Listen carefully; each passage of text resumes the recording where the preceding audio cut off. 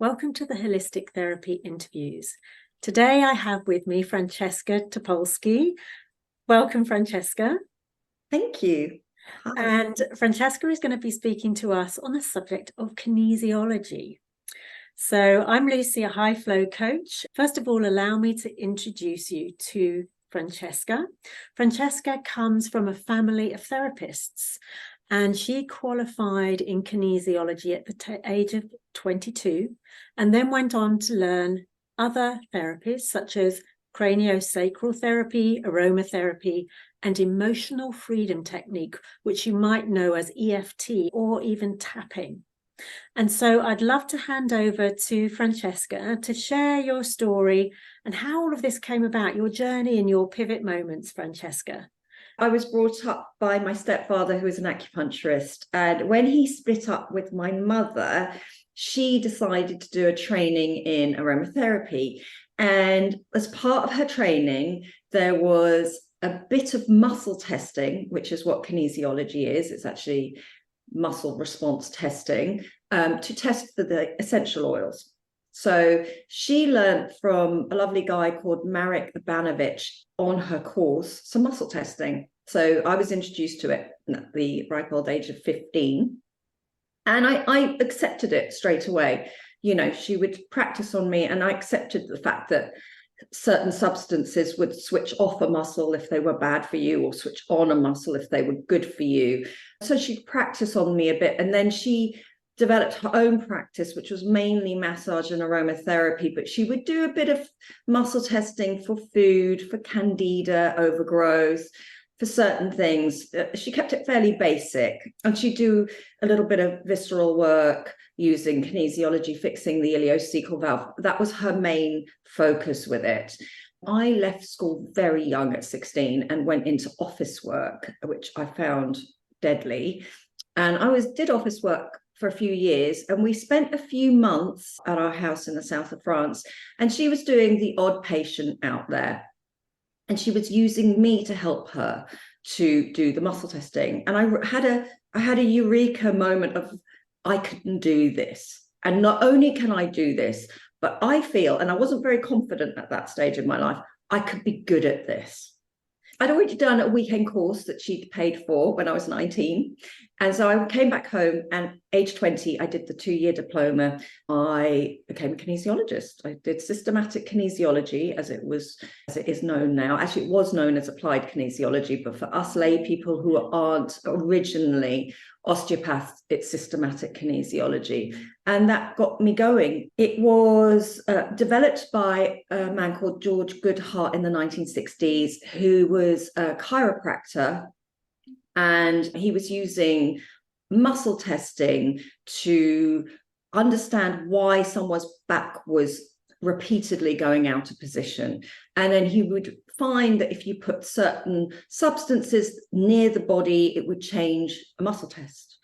And he then played with it and realized that if you touch certain points of the body, that also would change a muscle test. So it became a tool to find out why someone has an imbalance in their structure, and to help the osteopathy to hold longer. That's fantastic. That's fascinating. And so you've gone on to add in other things, as we said at the beginning. Yes. Physiology is really just the muscle test. It's a muscle response test, and it really is just the muscle test. You can use muscles to check the meridian system. So you have a different muscle will relate to a different meridian, therefore a different organ. Or you can use an indicator muscle and just use that muscle to check for foods, for toxicity, for parasites. You can use it for whatever you want to test. So it means it's vast. You can combine kinesiology and use it for treatment with anything. So for somebody who's never come across the word kinesiology, and they've come on here to listen and go, what is it? Okay, so now I know it's muscle testing.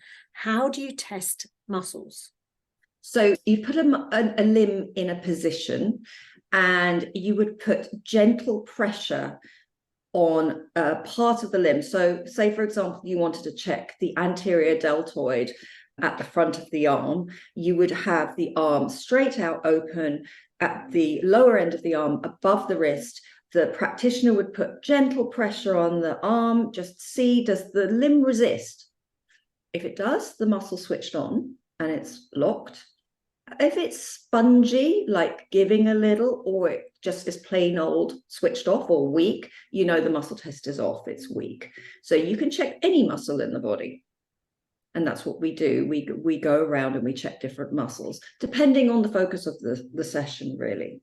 Right. So then if you're testing for something like if somebody had a coffee allergy, but they didn't realize they were allergic to coffee, how do you test that if they're allergic to a drink or something?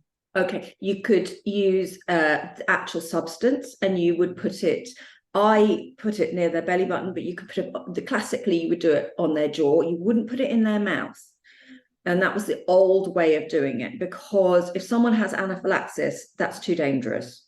So you wouldn't put it, but you could put it on their cheek, or you could put it on their belly button, and then you look for the response in the muscle. And normally a food sensitivity will switch the muscle test off completely. So from what you're saying, the arm would go down then. Exactly. So there'll be no resistance. Sometimes it does the opposite. Sometimes the muscle locks up and become hyper. A good kinesiologist will check both. A hyper test is as bad as a weak test. So you need to check both. So you can use that for a food substance like wheat, or you could use it for other things. You could be testing for emotions. You could be checking for moving the pelvis and seeing what alignment the body needs to get into balance. You could check the jaw. You could check a cranial fault. You could check a muscle in the neck or a vertebrae. So you can use it for testing all sorts of things. And then in a session, you can combine them all, because a problem like a gut problem like IBS is going to have multifaceted, it's going to be connected to your emotional state, your nutritional state, what you're putting into your body, what you're not putting into your body, what you don't have enough of. It's going to be maybe connected to a restriction in your gut that needs to be released. It could be even your lower back being out. So if you want to be a really holistic practitioner, you would bring all of these things in, because otherwise you're missing a piece of the puzzle. You might want to rub or laser an acupuncture point to help the correction. It's about bringing in lots of different tools to help the body heal. So you would not just, once you've tested with kinesiology, you would test in other ways, like you said, bringing in acupuncture points. Yes, and that is part of systematic kinesiology. The basic training does use acupuncture, the meridian therapies. It does also use, the basic training will also teach you how to rub neurolymphatic points, which will help the organs and the meridians. They're also called Chapman's reflexes because he's the one who discovered them. You would also use neurovascular points to bring the blood to an area of the body. It's about using lymphatic points, blood points, to help the body heal and clear. So those points are like acupuncture points, are they? They are, or yes, they could be similar, not exactly the same as acupuncture, though. They are similar in the sense that we would rub them to stimulate them, or hold them. And they're specific points on the body. Yes, that's right. So that's a part of the main training at the beginning, when this is how you create a balance in the body. You would use those points to create balance, but then you can take it further and further and further, depending on what your speciality is as a kinesiologist. And we start out as jack of all trades, but a good kinesiologist will want to become master of all trades. So be good at the emotional work, be good at the nutritional work, and be good at the structural work, and also have a good understanding of the meridian system as well. Okay, so who would you say that kinesiology would suit the most? So if somebody's looking at this and thinking, I wonder if this is going to be for me, is it possible? Does it really work? Anyone. I treat all ages. I treat all, levels of pathology, whether it's just gut problems to cancer. I treat I will treat anyone. Obviously, you have to moderate how you work. The way you work with a newborn baby is not going to be the same as you working with a 25-year-old girl. You have to change it, but anyone really. And it can work with any particular, it can be an adjunct. It is complementary medicine. It's not alternative medicine. So someone is wanting to find out what their gut problems are. They might be going down the medical route, but they can bring this in as well. So it's to support what they're doing. Yeah, I like that very much. And my next question was going to be, how young can they be? But you just said in newborn.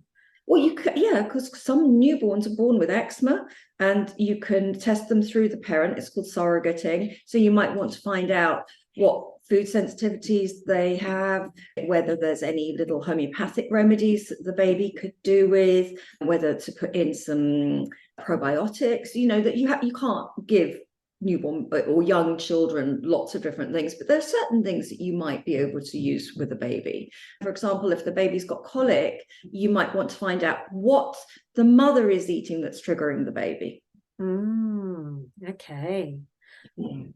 Fascinating. I love that. And then when you say a surrogate, so would the parent put her or his hand on the child? On the child, and then you test the baby through the parent. I don't do a lot of surrogating. I had 2 3-year-olds last week, and I treat both the parents.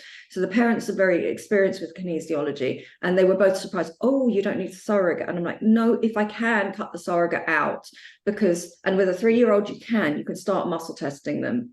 Any muscle test I'm a bit stuck with the small child, I will then use the parent. But mostly, as soon as they can, I use the child. Yeah, I can understand, because perhaps there's a bit of mixed reading if you've got the surrogate person there. Sometimes it can be mixed reading but actually little children are quite easy to test, especially if you're just using just a good indicator muscle. They're quite easy to test. If they get bored and start wriggling, then I need to use the parent. So yeah.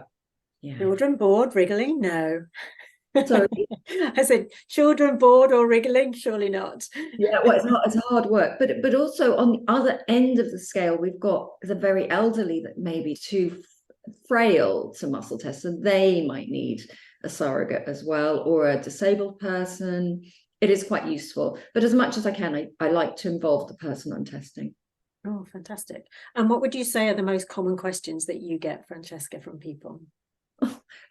Will this help me? And that can be anything from period problems and fertility and menopausal, kind of the more hormonal side of things, to digestive problems, to back problems, stress. That's one of the most, will this help me? And it actually mostly can help any symptom. But that's not to say that I'm the be all and end all, because I think, if someone's got a lot of stress, then they might need some psychotherapy or somato-emotional release alongside what I'm doing. So it's about combining, and I'm very happy for my patients or my clients to see other practitioners to support. I'm into combining, not to exclude. Yeah, collaborating is good, isn't it? It's collaborating, yes. Yeah, it's bringing those other talents in from other people that can help on a different level, because you're saying this is what's happening in your body, and the person then needs to go, well, how am I going to deal with that? So if it's stress, for example, maybe they need to go and see another therapist, or have a coach, or change their job, whatever they decide. So they're taking that then into their own hands, aren't they? Exactly. And I think if you really want to heal, you have to educate yourself first, and then you have to do the lifestyle changes. Lifestyle medicine is the way forward. Yeah. It is the way forward. Absolutely. Yeah. Absolutely brilliant. Okay, so we're going to come to our final question, Francesca. So I'd love you to think of 3 top tips for our listeners around kinesiology. And just to give you an overview, in a nutshell, what Francesca has just said, kinesiology is muscle testing, and she can literally test each muscle around the body. She can test for many, many things, including allergies, period, menopause, stress, many, many things, cancer. And if you're unsure, you can find out from a kinesiologist, phone up or look at a website. We will be putting Francesca's website here. So if you're near Francesca lives near London. So do take a look at that in the description. But kinesiology, and when I first came across it when I was working at the Natural Health Centre, which is where Francesca and I met many moons ago in London, I was fascinated by how it worked, and that the pressure on the arm and the muscle and how it would just literally drop down. So it is, if you've not had it done, then I suggest actually taking a look at it. Just quickly, this is not a diagnostic tool. So when you mention cancer, I don't diagnose cancer, but what I can do is work with supporting the body for the treatment that the person's going. And I'm not anti going the conventional route, but it's not a diagnostic tool. What I will do is use supplements that are in line with the chemo or the radio that they're having, and treatment to help them deal with what they're going through. Yeah. So it's not a diagnostic tool, but it is support. Yeah. Important to note. Yeah, thank you for pointing that out. So with that said, Francesca, I'm going to hand back to you for your top 3 tips for our listeners, please. Okay, first thing, I would say support your blood sugar. The blood sugar is blood sugar imbalances are pretty universal, whether it's low blood sugar, diabetes is down the line, but insulin resistance is very common. So I would say be very careful with how much sugar you consume. Make sure you're having protein and fat every meal mixed in with some carbohydrate. So that's the first thing. And along with that, I'd say learn to cook. People need to learn to cook. That's really important. So many people don't know how to cook for themselves, and leaning on processed foods or ultra processed foods, and they're never healthy. So learn to cook. And then the third one? I would say cortisol is a really big issue, and adrenal hormone exhaustion is a massive issue for most of us, I would say. So as well as taking supplements, which obviously I would support my client's body with whatever they need to nourish their adrenals and those hormones, it's also about finding a tool that helps with your stress. And for one person, that might be gardening, another person that might be reading, but meditation, qigong, yin yoga, whatever floats your boat. But at the end of the practice, you need to feel peaceful. And we need that on a daily basis. And when our culture doesn't teach us that, and as a practitioner, I can't do that for you. You have to find a place of peace in your day every day to bring the cortisol levels down. That's really I love all of those, and especially that last one. And I totally agree with absolutely all of them. So yeah, fantastic, absolutely wonderful. So thank you, Francesca, for spending your very valuable time with us. It's been an absolute honor to interview you and to spend time with you. Thank you to our listeners for listening in. There'll be another video coming up on screen, so I'm going to see you over there. Have an absolutely awesome day.